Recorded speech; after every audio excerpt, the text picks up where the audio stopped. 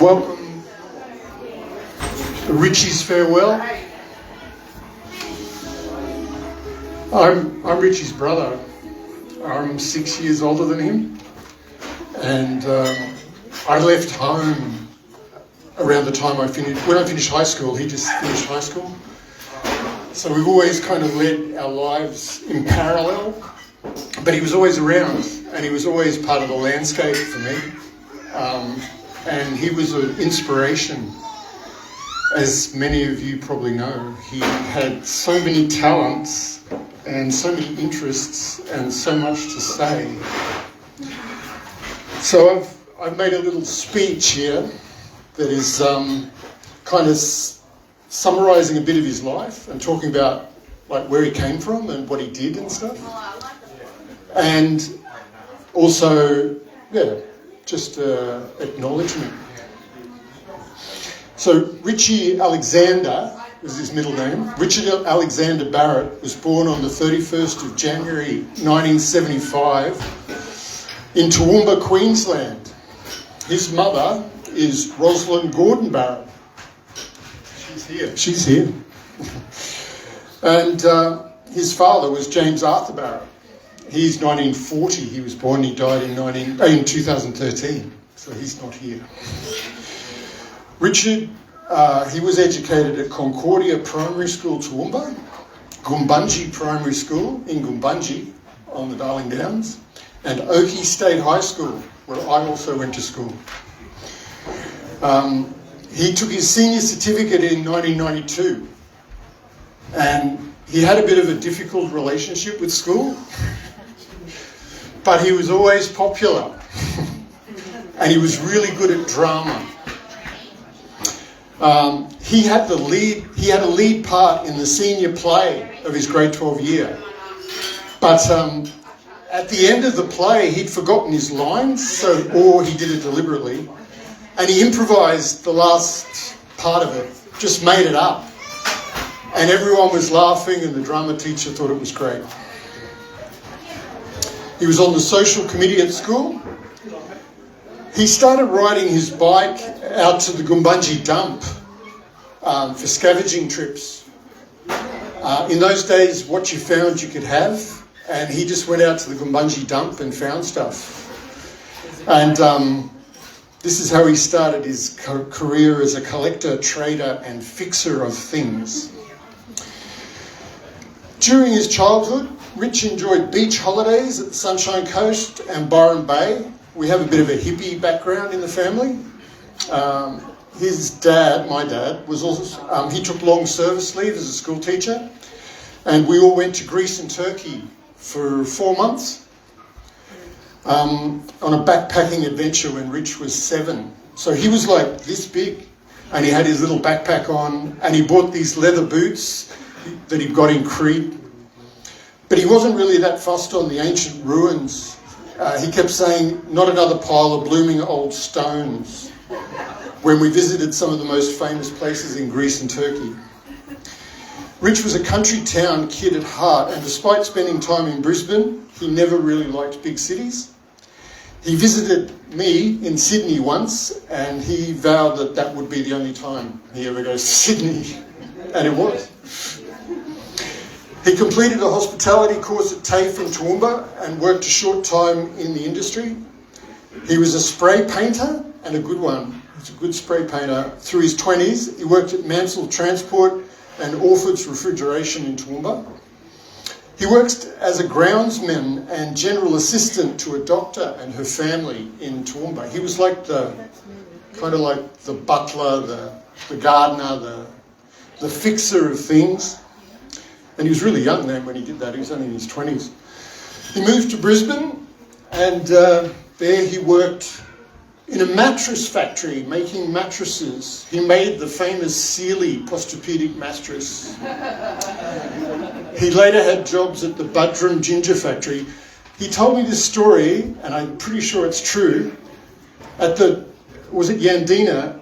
They have like a tourist thing where tourists go through and you can look through the glass and see the people working.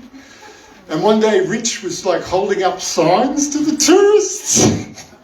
Help, I'm a prisoner. Save me, they're keeping me here. And he got sacked for that, I think.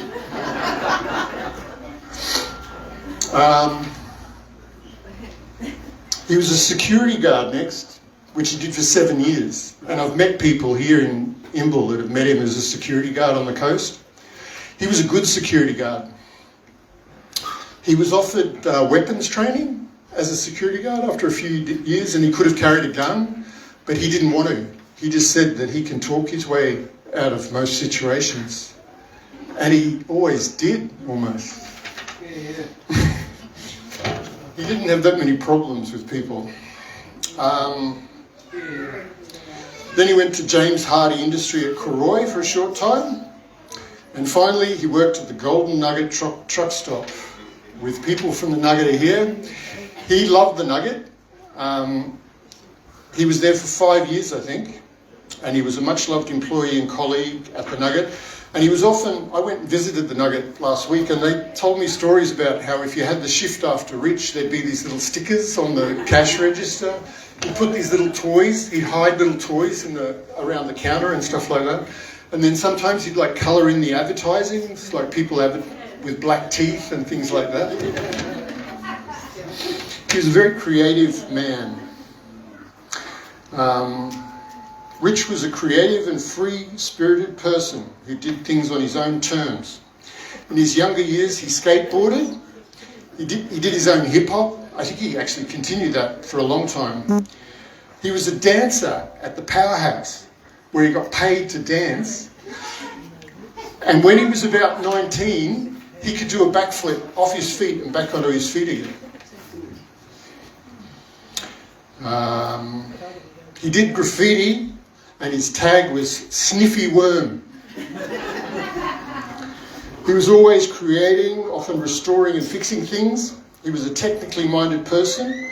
He even did watch repairs. I didn't know this until I was cleaning up his room. He had this little kit where he'd fix wristwatches and stuff, all these little screwdrivers and magnifying glasses and stuff.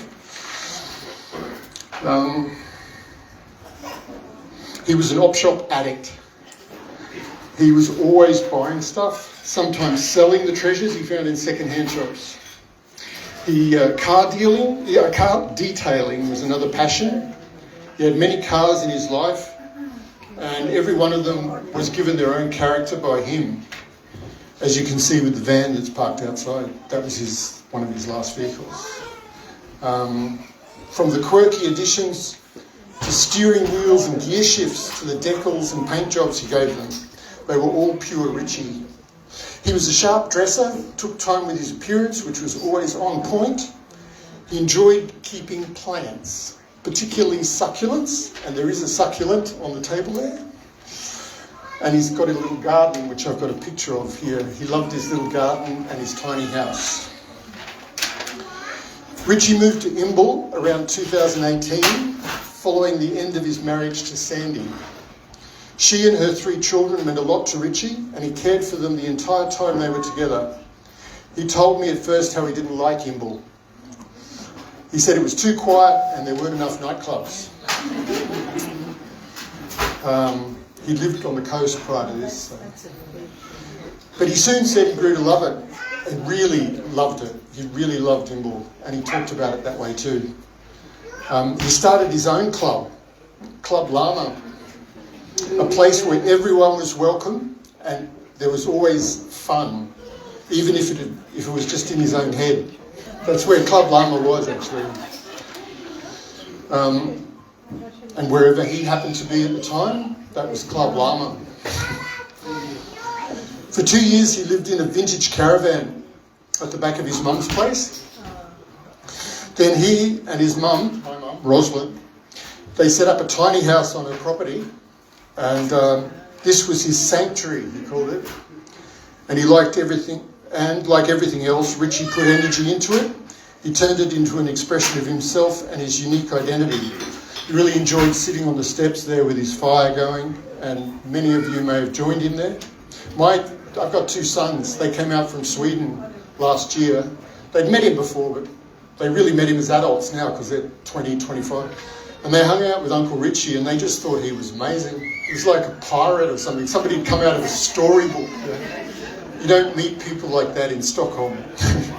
Or they're kept away from the general public anyway.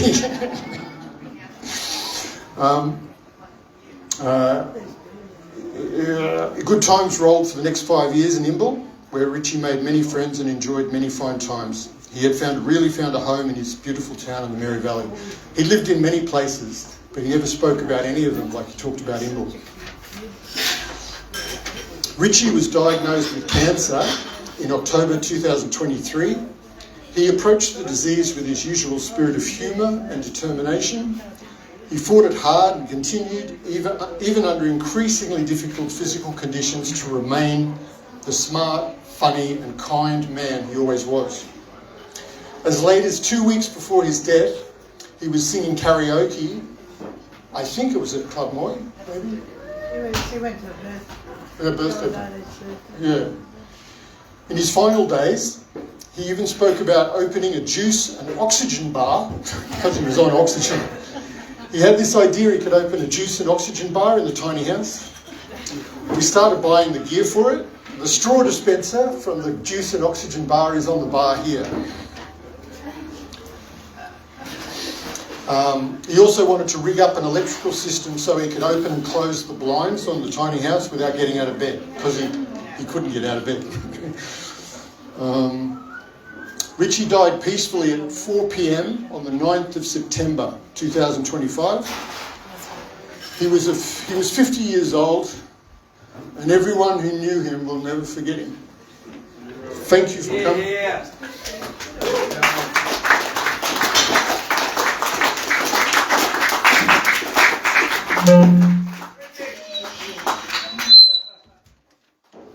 Mr. Richie! Richie!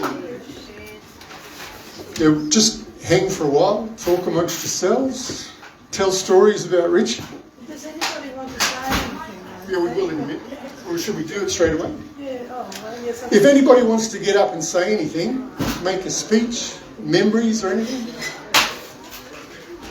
Nothing incriminating, just polite. The mic's up here anyway.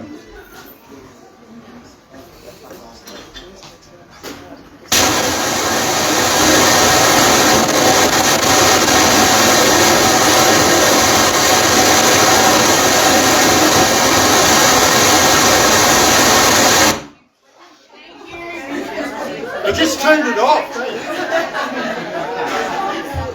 Yep, that'll work. No, don't turn it off. I don't know what. It just started doing it.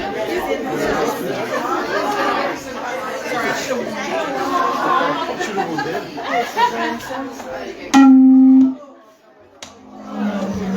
Sorry.